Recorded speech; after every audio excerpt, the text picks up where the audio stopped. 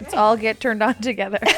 Help us understand how to feel more empowered and meeting our sexual needs. I'm a somatic sex and relationship coach. And I coach people, anyone on anything under the umbrella of sex. Do you get to see people naked? So there's very strong boundaries. I get a lot of people coming to me saying that they don't have sexual desire. The reason that people don't want to have sex is because they don't know what type of sex they want to have and they're not getting it. What do we need to know? Erotic embodiment breathing. So yeah, just close your eyes. Inhaling through your nose, it's more of a relaxing sensation. If you're inhaling through your mouth, it's more of an arousing sensation. Choose your own adventure.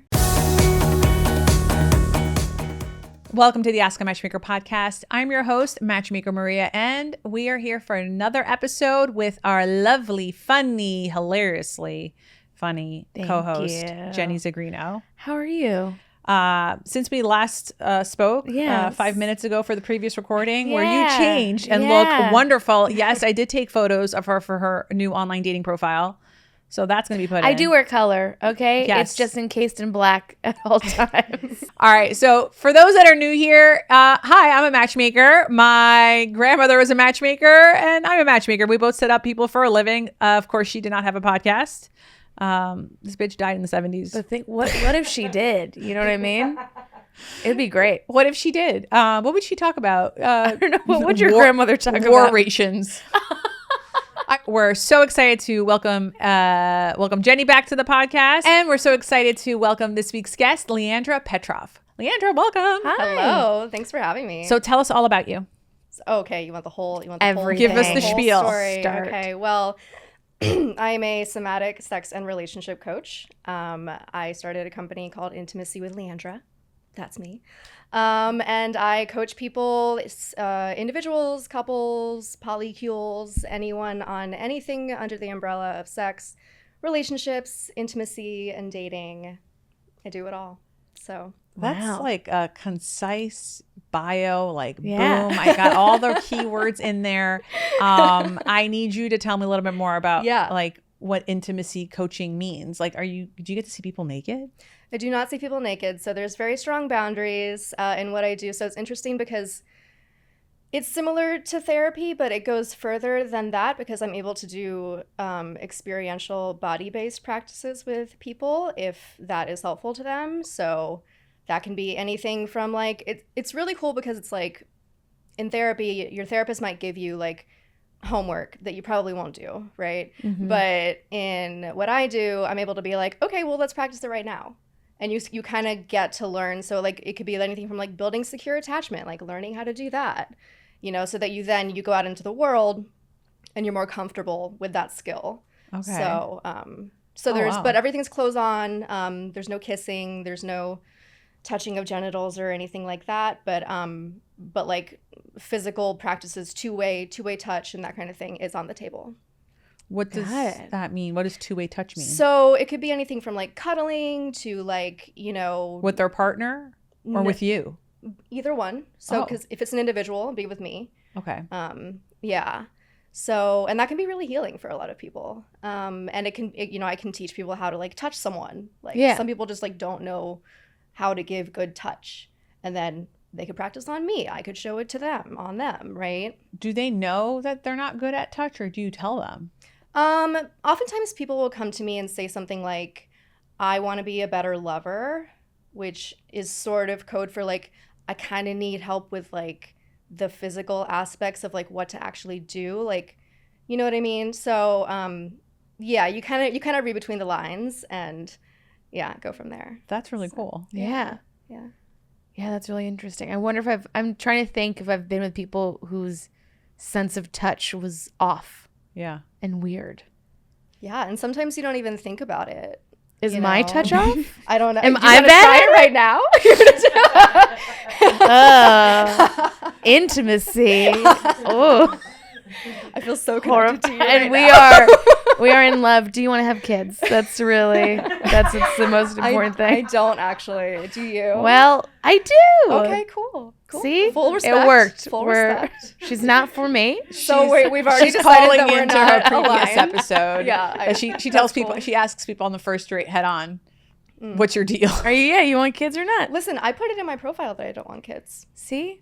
Because I think people need to know. Do you put it like you just check it off that you don't want kids, or do you actually write it like I want a dink lifestyle, double income, no kids? Love that. I don't write that, but I do like check it off if it's an option, depending on what app I'm on. Actually, I have a question. Are you single now? Mm-hmm. And so dating as an intimacy coach. Yeah. Oh, tell me everything. Yeah, what is that like? Yeah. So I will say I have found myself on multiple dates where I feel like they're just trying to get free coaching. Oh no. Or like telling me things that are like, I'm like, do you talk about this on all dates, or is this just because I'm a coach? Yeah. Like, you like know what I mean? Like what? Just like, you know, really graphic, like sexual stories and stuff like that. On a first date? Yeah. That's weird. And I'm just like, so I don't know. I kind of also just wanted to get to know you outside of sex. Like, you know, like I love sex, don't get me wrong, but like we have time to get there. Yeah. You know what I mean? So, yeah. What steps do you take to like empower people to be better at physical intimacy? Well, I think like knowledge is just like, with knowledge comes confidence, I think, for a lot of people. So it's just like teaching like technique, you know. So whether it's like, okay, this is how you do feather touch, this is how you do holding touch, this is how you do combination touch, like this, and then same goes for like, you know, oral or like using your hands, like positions. There's all kinds of things that like if people just like put in a little bit of effort to like learn, get a little knowledge, they're gonna feel more confident. So I don't know any of those touches. Those are the types of touch that we teach. Yeah. Do you do on set stuff or no? No. So you're thinking of intimacy coordinator, I think, which is a whole different thing. I did take a couple of classes in intimacy coordination, and then I decided to go into coaching instead. And, yeah. Have you ever worked with people that have never touched another person? I have, I would say touched, no, but I have worked with people who are very inexperienced. Especially like later in life, and like I've worked with some people who like have only interacted with like sex workers, like not actually like been in a relationship and like things like that. And so it's really empowering for them to just like say, okay, like doesn't matter how old I am, like this is the time, I'm ready to like learn how to do this. So do you ever encourage people to use sex workers to facilitate that sort of physical intimacy with someone? I mean, I'm not against it. It's not something that I like, you know, I mean, if you're paying someone, you're not really going to get like honest feedback. Right. But I'm not against sex workers at all. Do you feel like there's been an increase in people who have not been physically intimate in their like late 20s, early 30s? I don't think I have that data.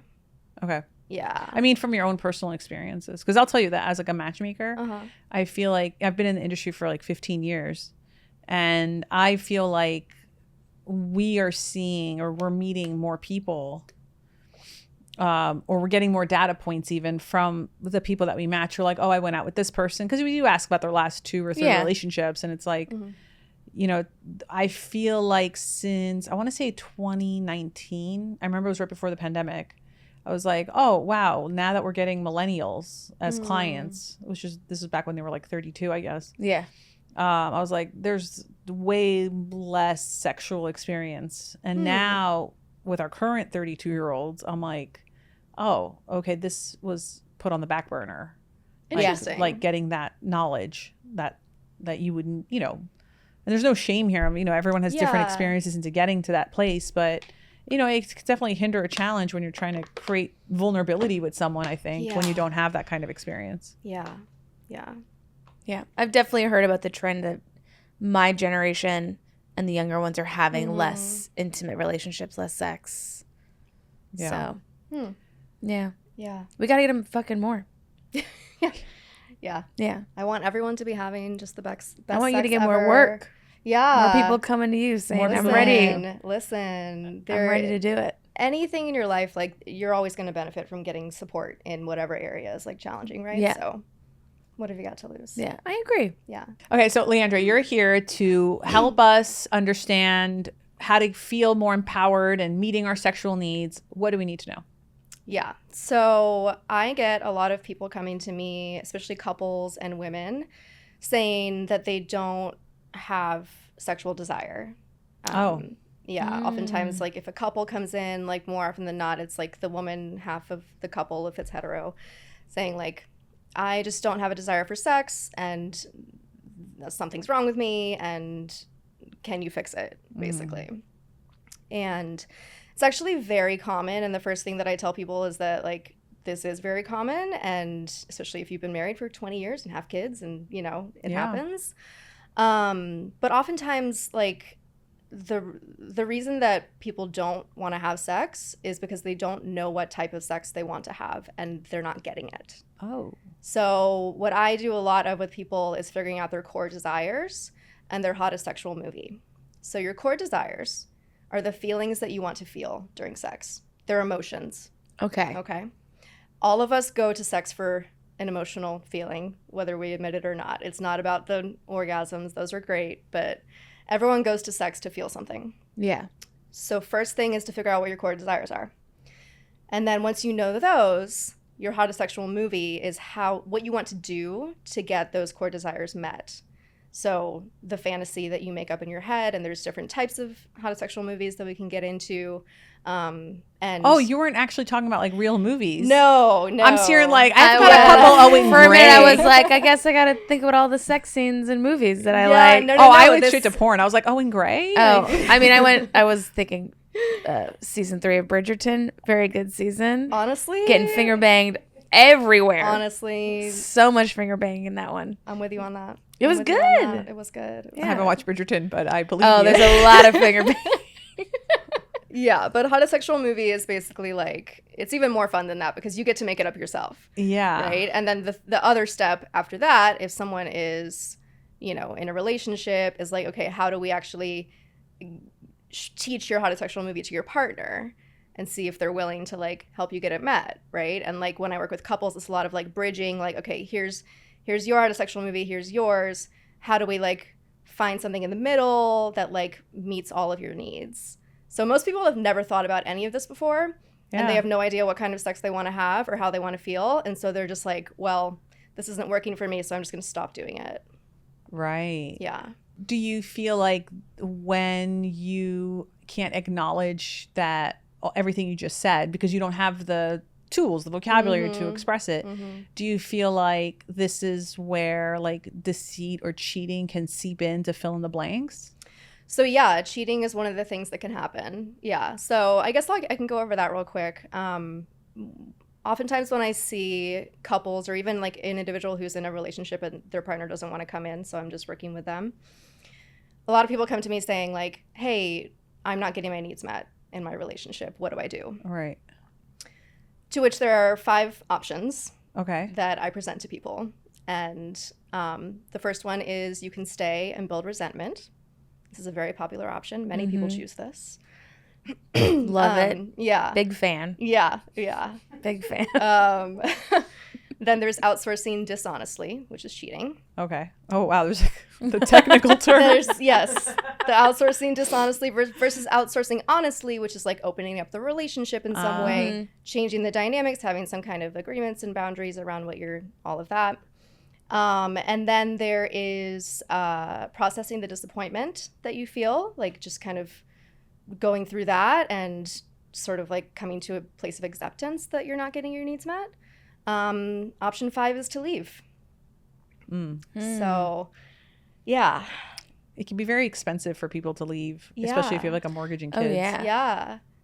Which is why sometimes outsourcing honestly can be a good option. Like, okay, like we don't have to blow up our lives. We can just like make it so that we can get our needs met in different ways. And is that they come to you after they've already spoken to the partner about like not getting their needs met? I mean, if it's a couple, you know, they've talked about it, obviously. I think I would say sometimes, but not always. Okay. Yeah. Yeah. Communication's more difficult for some people than for others. And this whole conversation that you're having with regards to what you just said, is it, are people like writing it out? Are they visualizing it and telling you? Are they meditating? Like, where are we at to get to this place? So usually I will first start, if like, let's say for example, just because I work with people on a variety of issues, but for an example, like if let's say a couple comes to me and says like, we're not having sex anymore. This is a very common one that I work with. The first thing I'm going to try to do is like figure out their core desires, their hottest sexual movie, see if we can like make the sex between them more interesting and exciting for both parties. And then if they still feel after that they're still not getting their needs met, then we explore these options. And usually when I say these options to people, they have very visceral reactions to some, and that tells me a lot. Okay. Yeah. Now I'm like, I think we're having the same questions. I'm thinking of my core desires right now. Oh, I'm like, do you want to share?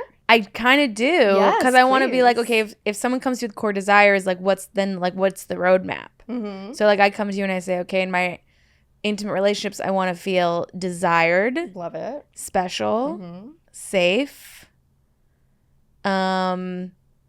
and the most important, prettiest girl in the room. So then what's the roadmap there? What's our next step? Those are really great ones, first of all. And I'm actually super impressed that like you're getting this right away. Because a lot of times people are like, what? I want to feel something? Yeah. Yeah. But those are like very solid core desires.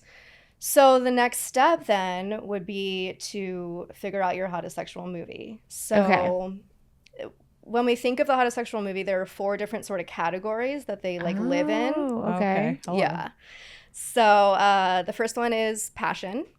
Okay. So, it's kind of like the Bridgerton, situation. Like I have to have you right now. Like love it. Gotta have you like out in the field, like where, you know what I mean? Am I in a costume? Yes, I am. Yes. 100%. I think we all are. Preferably between 1798 and 1830. That's my hot era. Yes. I think I'm starting to get an idea of what your movie is. My movie is what is it called? American President or something. The American President. What? Was it Which that one's one? that? I mean, The American President. That's my favorite rom-com. Oh, yeah. Okay. I have not seen that. I'll have to look that up. What? Mm-mm. I mean, I haven't seen Bridgerton, so who the fuck am Yeah, we're talking about the hottest thing, and you're just like, you haven't seen this movie from 20 years ago? 30 years ago. Okay. It's a movie about a president who's widowed and he falls in love with a lobbyist. The drama. So back to my movie. So we were talking about the 4 different types of movies. Okay. So first one's passion. Yeah. Second one is romance, which is a lot of sort of like connecting with your partner, a lot of like saying the L word, like eye contact, like it's very like there's rose petals, there's candles. No, pass. Yeah, okay. Give me the next one. The other one is spiritual. So there's 2 more. Spiritual is one. This is it. It's not about God, right? It's about like your soul. It's about like it's very like tantric. It's about like transcending earth and like melding into each other, and like it's very like very like connected, but in a different way. It's not really romance. It's more like connecting to like the world as a whole and like meshing with each other. Okay. And I haven't had that. I'm gonna put third one on the side until we hear the fourth one. Okay. Before I. Yeah. And then the 4th one is dominance and submission, which is like BDSM. Well, okay. Wait, does it always have to? Because when I hear that, I think of like chains and whips. Can it just be stuff? like? So it can absolutely like a little just be PG. It can absolutely. Yeah, you're a good girl. Yeah. Yeah, you're a good girl. You're a bad girl. You're a bad girl. You're a brat. Could be brat. any of the above. You need a brat tamer. I'm a big brat. But like vanilla. Yeah, brat tamer. I love how Maria's like, vanilla. Can I do DS but vanilla? It's like, no. She's learning so much. Today you've learned so much. If you're not watching this on YouTube, you're missing it. So those are the 4. You're number 1. No. Those what? Are the 4. You're number 1 though, category 1. I think. Okay, can passion? I say I think I like all of them. Yeah. I would love passion. That sounds really fun. I would love romance, but I think I have some internal blocks to romance in the do I deserve the romance category. I would love the spiritual. I've never had spiritual. It sounds amazing. It sounds super fun. Again, I think there's some blocks to letting go of control, which seems like you have to let go in order to get spiritual. And the sub-dom, I'm kind of like, all right. Yeah. Yeah. I like being called a good girl, but most of the other stuff I'm like, I would try it. Yeah. But that's not what my movie's about. Mm-hmm. Well, I want to go into talking about sexual experience and people feeling disconnected from their bodies. You know, you mentioned you don't want to give up control, and I was reading in some of the things that you've posted about how, you know, people might feel vulnerable to do that. And you mentioned something about embodiment sex. Can you tell us more about that? Yeah, so embodiment being like, and this kind of goes back to, let's go back to like the example of like a couple who says they're not having sex anymore, right? And the female is often like, I don't have desire, like, and, you know, especially if you have like a really demanding job or like kids or like, you know, you've got a lot going on. Oftentimes women will tell me that they just can't get out of their head during sex. Like they're physically having sex, but they're like not there mentally. They're like thinking about their to-do list and like what they got to do tomorrow and all of that.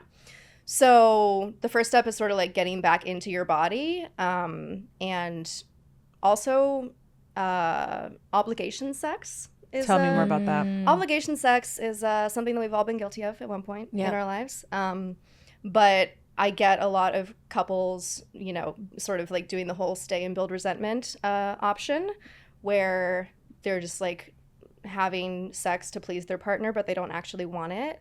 And this breeds so much resentment, and resentment is the #1 killer of relationships. So I want to get the word out about obligation sex and that we have to stop doing it. But don't you think women are like socialized in that that's the problem. Because I feel like I've never had that with my spouse, and I feel like kind of privileged to say that. But I can recall a lot of past relationships where it's like, fine, I guess we're here. Like, you know, or even like guys that you're dating where it's like, oh, we got a little too far and you weren't really interested in like necessarily sleeping with them. But it's like, well, now I'm in a pickle. Yeah, it's like, well, I'm here now, so I may as well just like please this person. Yeah, it's just like, let's get this over with. And obviously they don't know that I'm thinking this in the head and I'm being a good girl. But like I'm being a socially good girl. Yeah, but you get what I'm saying. It's like, I feel like you're conditioned to this until you kind of take over. Like, I feel like I remember thinking that once and I was like, I don't want to be with people who like don't see my needs as important. Like my need to consent to wanting this to happen. You know, you mentioned safety Consent before. is so important. And I feel like that is, for me, that's what I would consider safe, is like, I'm in it just as much as you're in it. Yeah. So I love that. And unfortunately, we do still have a lot of women and a lot of couples having obligation sex on a regular basis. And when you're doing that, you're sort of checked out as well. So that's a lot of people, like, they kind of go hand in hand with like sort of focusing on your to-do list instead of like keeping your head in the game, so to speak. And then like you're not really feeling anything that's happening in your body either. You're just like fully in your head. You've checked out. Right. Yeah.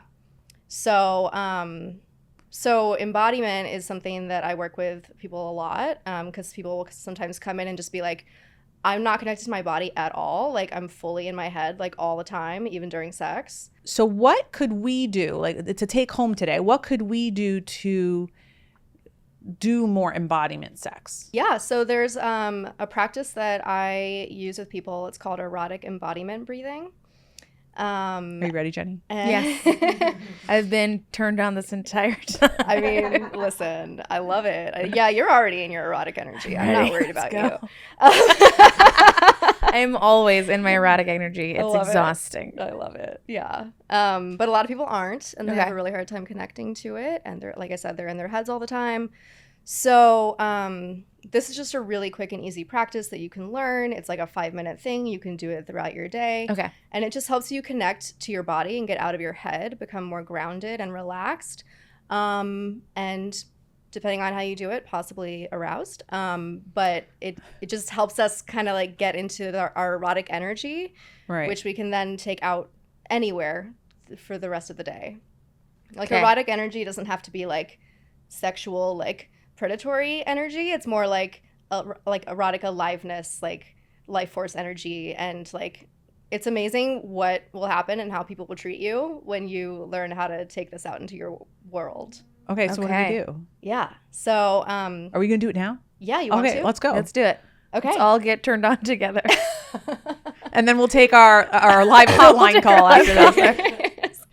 Okay, so it's a little bit of like a meditation. So I don't know if either of you meditate or if you want to just kind of get into a stance that feels like a meditative position. Do we have to close our eyes? If you want, I'm gonna just stare at Jenny. Okay. So yeah, just close your eyes, take a couple breaths. Just kind of get into your body and feel it sink into the couch or the chair, wherever you're sitting. And when you're inhaling through your nose, it's more of a relaxing sensation. If you're inhaling through your mouth, it's more of an arousing sensation. So you can kind of choose your own adventure on that. So take an inhale. I'm checked out. I'm sorry. Are you okay? Are you just too turned on right now? The moment she said open your mouth, I'm like, okay. Go ahead, Jenny. I don't know how to breathe through my mouth. Just with your mouth open, that's all. Yeah, inhale through your mouth and exhale through your mouth. If you want the more like arousing. Someone's going to be listening to this episode while they're driving to work. Okay, please don't close your eyes if you're going to work. Okay, all right. I'm going to do my nose, okay. Okay. So take a nice deep inhale into your chest. And just send all that breath energy into your chest. And when you feel full, pause for a second at the top of the inhale. And then when you feel ready, you can exhale out of your mouth. So I know we're short on time. I would usually do that for like anywhere from 3 breaths to like 10 or something, like into the chest. But I'm going to go ahead and move since we're kind of short on time. So on your next inhale, fill your belly with all that breath energy. When you feel full, pause at the top. And then exhale out of your mouth when you're ready. And you do several of those, but we're just going to kind of speed through it. And then the last one is to send all of that breath energy into your pelvic floor, into your genitals. All that air, Jenny. Just all breathe into in there right now. Breathe in into the vulva. Your genitals, into it's all in the vulva and the butt. I'm excited. So you send all that breath into your genitals, and then when you pause at the top, if you want, if it feels good, you could do like a pulse of your PC muscles or like a squeeze. Kegel. A little Kegel, yeah. And it's just to like awaken the whole area and check in and kind of get connected to your genitals. And that's like the really short version. But usually, like I said, I would do like 3 to 10 in each location. And it really helps people just like start to feel their erotic energy like in their whole body. That feels like a good morning thing to do. Yes, That's this is a teaser. Yeah. If you want more of this, you got to head over to Leandra's website and pay her money for that full breath work. Yes. Now listen, this is actually a hotline episode. We have a call in. How do you feel about taking on a dating question? Love it. From the listener. Love it. All right. So welcome to the Ask a Matchmaker hotline. How can we help you? Okay, so I've been like through a very like crazy situation like over the last like 5 months. So I'm like so grateful that like I got chosen for this. So I actually have my own matchmaker that I hired. I'm a 35-year-old female. I live in Toronto. I hired a matchmaker last year in August after like I wasn't having a lot of luck like in the dating pool because so I'm Indian, like for reference. And like there was like I didn't want like a divorce guy, like there was things I didn't want. So in April, my matchmaker matched me with a man that was 34. And I live in Toronto for reference, and he lived in Vancouver. I wasn't that open to a long distance relationship, but it took her like 4 months to find this guy. So I was like, okay, like I'm gonna give this like a shot. So then me and him, like we started doing like Zoom dates. I talked to him about the 12 date rule, the green theory, whatever, like we did everything. And then at the end of May, I went to Vancouver to go meet him in person, and we decided to like be in a relationship. And he knew like I wanted to get married, I want to have kids, like we're both Indian, like it's like a thing, right? And so like a few things like bothered me about him, like mainly that he was like super cheap and he lacked a lot of tact when he was like speaking sometimes. He didn't understand like social norms and dating or like gentlemanly behavior. Like, for example, he offered to pay for my first flight to Vancouver, but then he made comments about how expensive it was. It was like 300 Canadian dollars. And then when I got annoyed and I offered to pay him back, he said, yeah, e-transfer me. And so, like, for example, like this weekend when we were arguing. Oh, you're still dating. No, we broke up on Tuesday. Oh. So this weekend, I was in Vancouver for like my latest trip. And then he told me we were arguing and he said that he found me entitled because I gestured for him to open the door for me. And it kind of really annoyed me because like my two love languages are like gifts and acts of service. And so he like struggles with like anxiety, depression. He's on meds and like I accepted it. I was like, no one's perfect. I'll support him through it. And then, but the issue was that like the constant like coaching I had to do and like his cheapness like really reduced a lot of the romance, attraction, the intimacy, and it caused a lot of tension because we had to have a lot of long conversations. And so what's so weird is that he was like so invested in the matchmaker and the relationship process and he would listen to her feedback and he told me that like we were best friends and we were like thinking about getting engaged next year. So then he like fixated on this thing where like he wanted to tell his mom about us and like his mom had to know about us. And I was like, okay. He said that it was like paralyzing him that like his family didn't know about us. And so last weekend when I went to Vancouver, he was like more cheap than usual.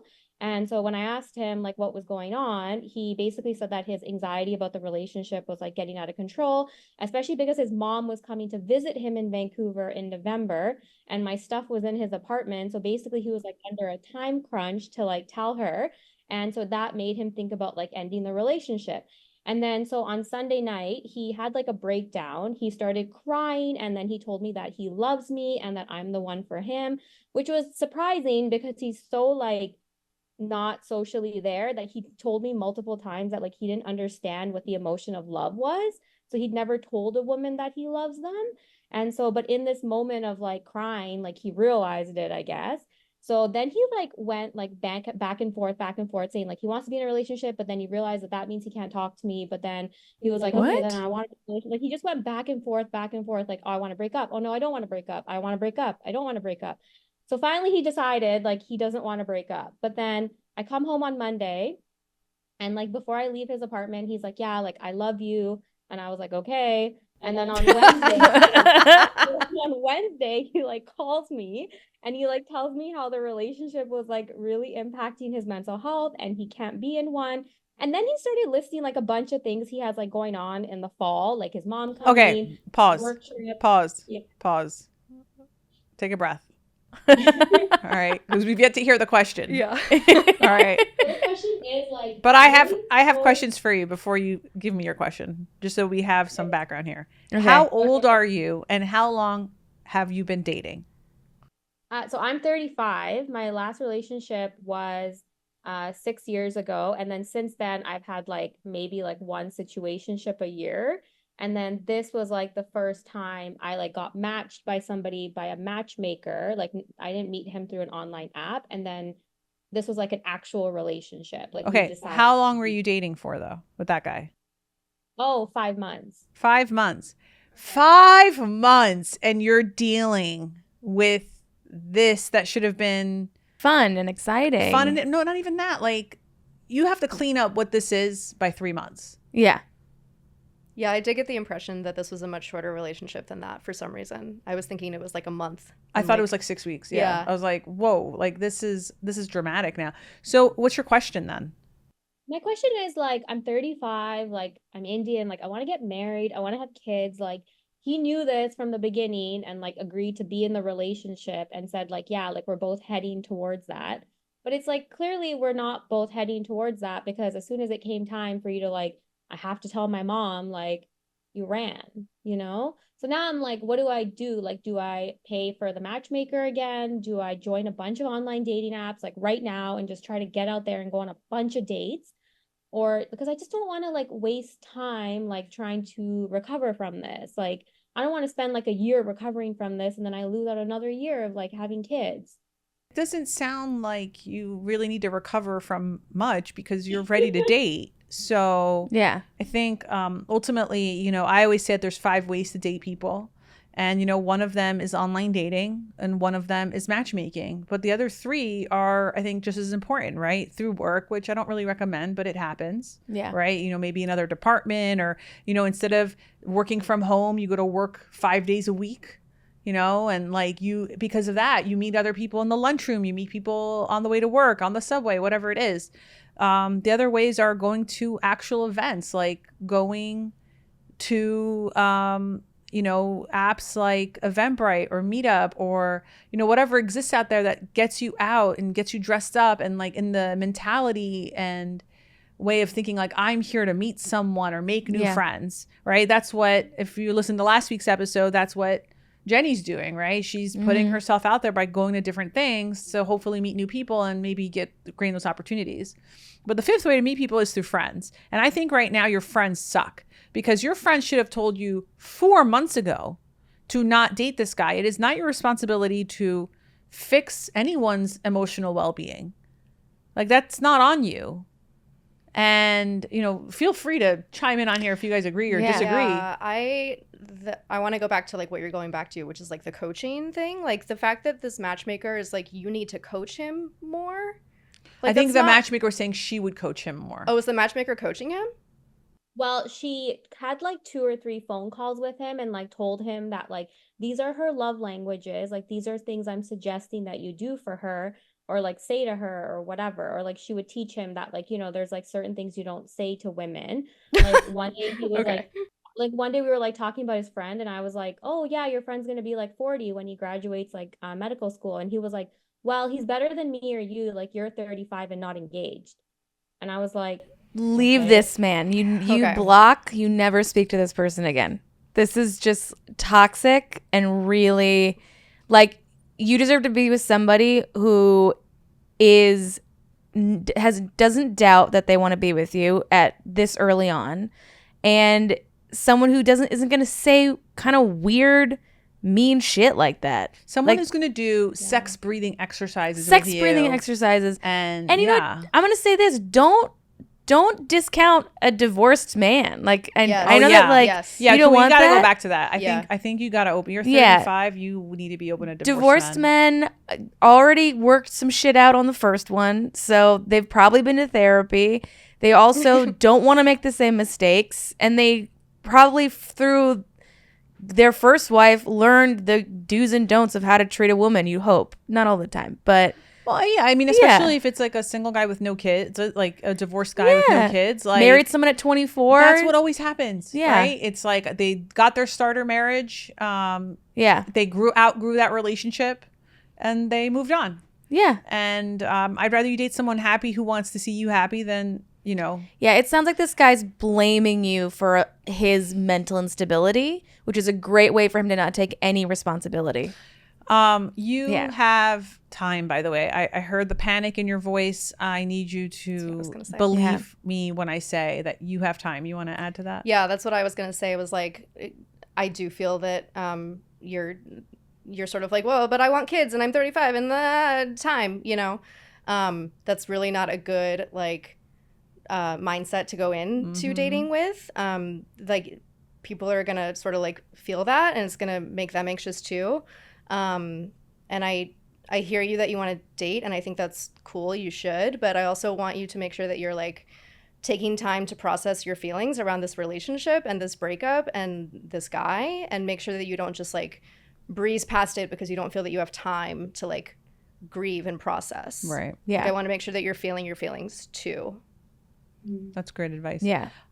Thanks for calling in. Well, ladies, thank you so much for helping me answer that question. Yes. Yeah. Really good feedback. That was hitting so many like triggers for me of like past relationships where I was like, oh my God. Not only just like the dude, but also when you were saying like going into a relationship being like, I don't have time. Mm-hmm. Like that's how I feel all at the 37. All the time I'm like, come on, I got to figure this out. I got places to be, okay? Yeah. And they feel it, and then they run because they're weak.